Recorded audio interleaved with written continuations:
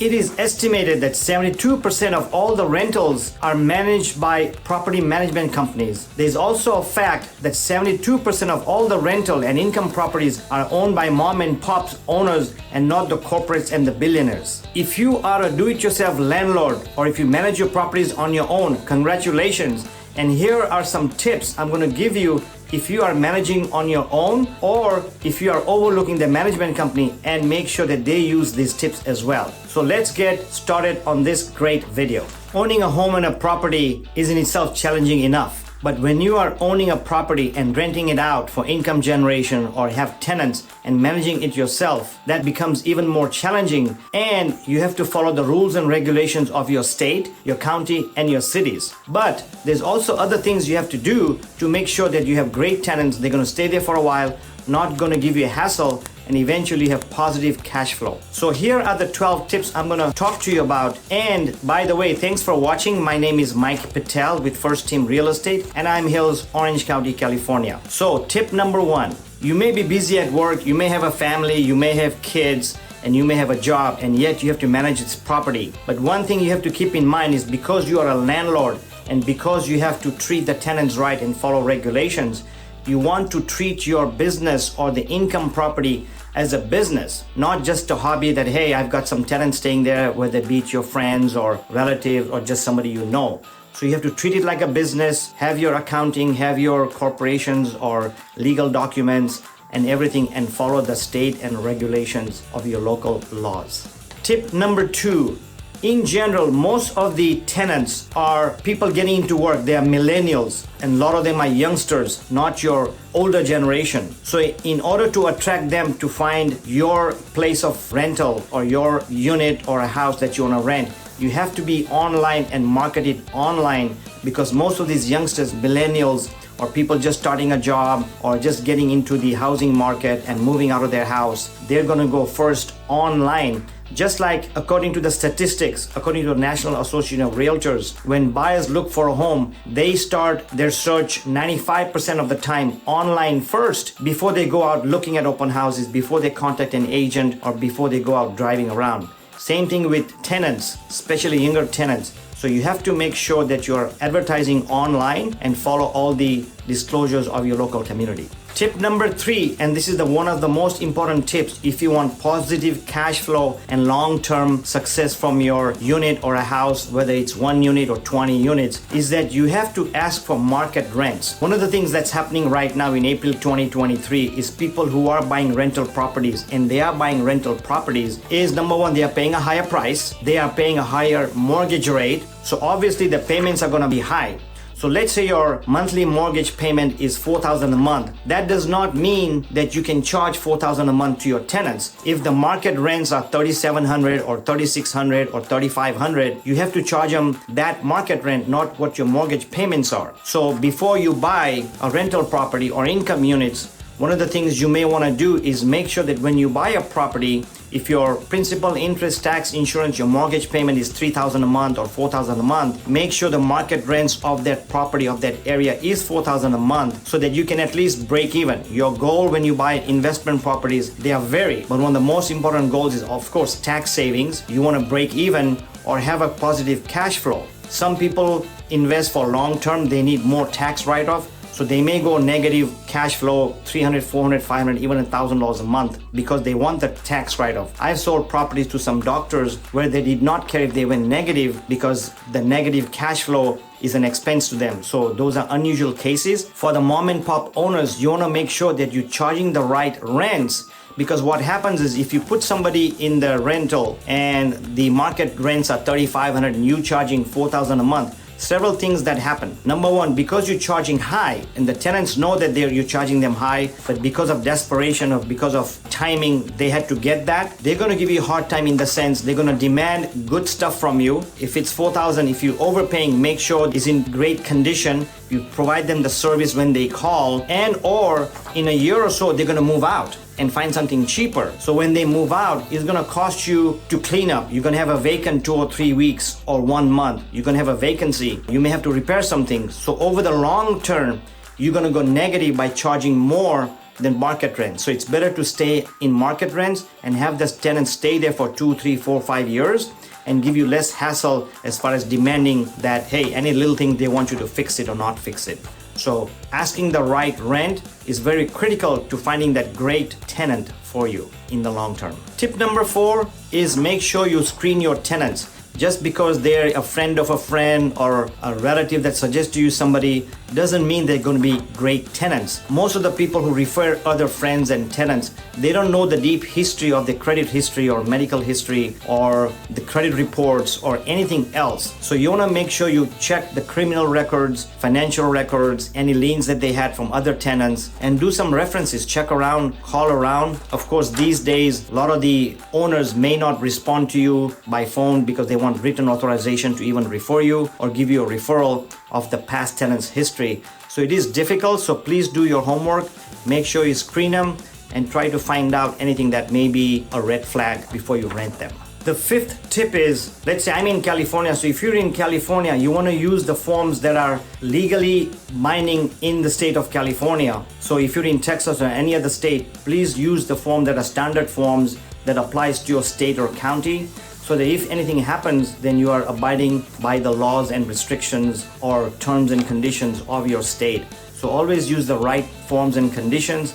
These days, a lot of landlords, and I've known some people do that, and they call me later and find out that they use the wrong form. So if you're in California and you go online and find a rental document or a lease application or a lease agreement, it may be of another state. So read the fine prints. If you do that, consult an attorney or an escrow office or some other apartment property managers and make sure you have the right forms to use them, because that's very critical. If something happens, hopefully it does not, then your forms will be binding in that state you are in. Tip number 6 is also very important. Now that you found a tenant and you have a date, just before the tenants move in, have them sign a condition report, or these days you may want to take some pictures, have them sign an agreement or some documentation of the conditions. Let's say everything's fine in your apartment or in your unit, but there's a stain on the carpet that you just can't get rid of and the tenants are okay with it. Have it in writing that the stains are still there, so that when they move out, you don't forget and charge them the staining, and that creates a argument or unnecessary discussion or even a dispute. So you want to make sure the condition before they move in, and then of course when they move in, you want to check out when they check out. You want to compare the condition when they move out and when they move in, so you can ask for some damages or repairs or cleaning when they move out. Just like in homes, when we sell a home, one of the forms we have is called the AVID, Agent Visual Inspection Disclosure. So we as agents write down what the condition was of any property and note things to the seller and the buyer. There are things, some things are missing or something wrong with the house. So there's a forms called move in, move out. At least in California, we use those forms called move in, move out. Those are standard forms. So you're welcome to use those. Make a note of the bathroom, the condition of the living room, the rooms, the TV room, or anything you have, the outside, the inside, and make a note so when they move out, you know exactly what was wrong or not wrong, and when they move out, you know what is wrong or what was not there before. So great idea to have a move in and move out report and the condition report. By the way, I want to take a quick moment to ask you to subscribe to my channel and hit that bell button and make some comments and share this video if you can. And also at the end of this video, if you do own properties or multi-properties, at the end of this video, I'm going to link a video that says no more mortgage payments. I show you up to 10 techniques on how to pay off your mortgage faster. So look out for that towards the end, and hope you watch towards the end. Tip number 7 is, other than your standard forms that you fill out, they fill out lease agreement between the landlord and the tenant. If you ask them anything, or if you promise them anything, or if the tenant has asked you anything saying that, hey, we are only 3 people, but in the weekends my son is going to come and stay with us, or my daughter is going to come stay with us, or relatives going to come stay with us, make sure you have any agreement in writing. If you don't allow any smoking, if you don't allow any pets, have that in writing. Of course, you have to look at all your rules and regulation of your city, your county, and your state. But any agreement that is not already in the agreement of your tenant lease agreement, there are favors or anything other than your norm, have it in writing that, hey, in 2 months, you're going to have 5 people extra staying in my house, etc.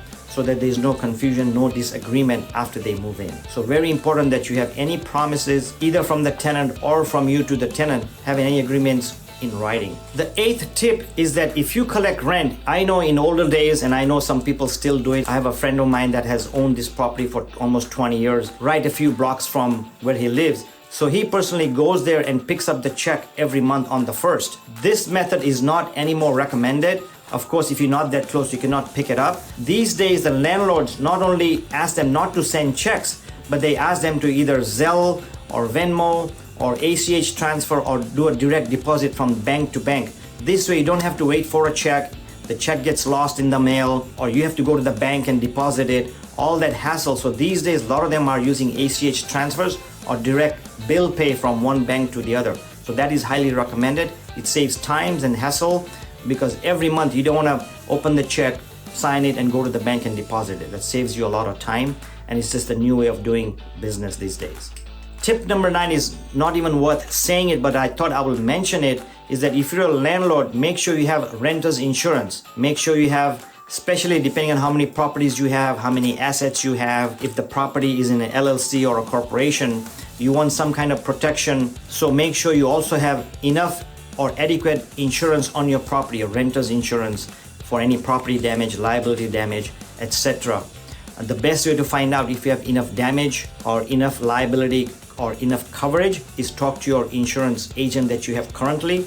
And if you don't have it, please get insurance right away. It's very important that you have the right amount of insurance for any kind of coverage. So depending on if you have a house, or if you have a condo, or if you have 4 units or 20 units, the insurance varies drastically from unit to unit or location to location. So please make sure you have adequate insurance and coverage. Tip number 10, I won't dwell on it too much, but one of the tips that I want to read out to you is about fair housing and tenant law.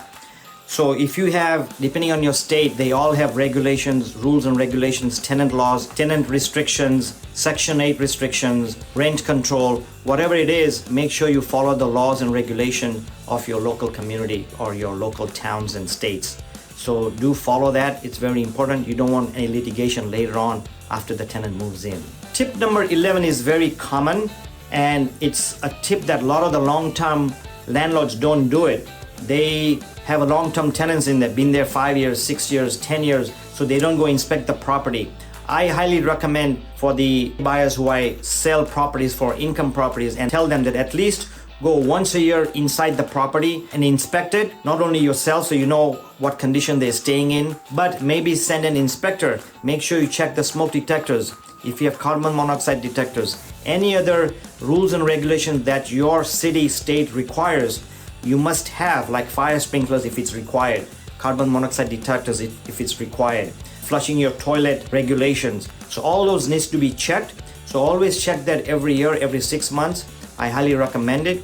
In this way, your unit stays in top condition, and you're also satisfying and letting the tenant know that you're in a safe, regulated house or unit.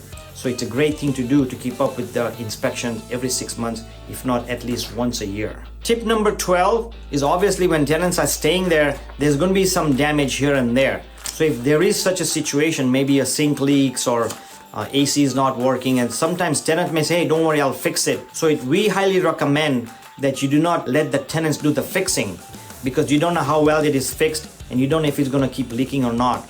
So any repairs or issues that you have, we highly recommend that you send professional fixers or professional handyman or a contractor, depending on what kind of work is needed.